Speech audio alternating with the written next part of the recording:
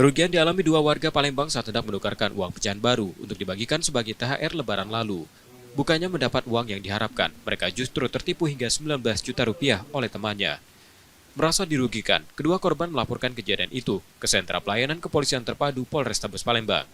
Salah satu korban, Febri alias Susanti, mengaku awalnya tertarik dengan tawaran temannya yang menjanjikan bisa menyediakan uang pecahan baru untuk kebutuhan Lebaran. Karena percaya, Febri mentransfer uang sebesar 19 juta rupiah ke pelaku. Namun setelah uang dikirim, pecahan baru yang dijanjikan tak kunjung diterima. Itu tante kawan kita, melapor juga kaget.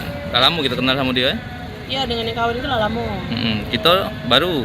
Ya kalau kami baru di sebelum Lebaran kemarin. Berapa kita dirugi?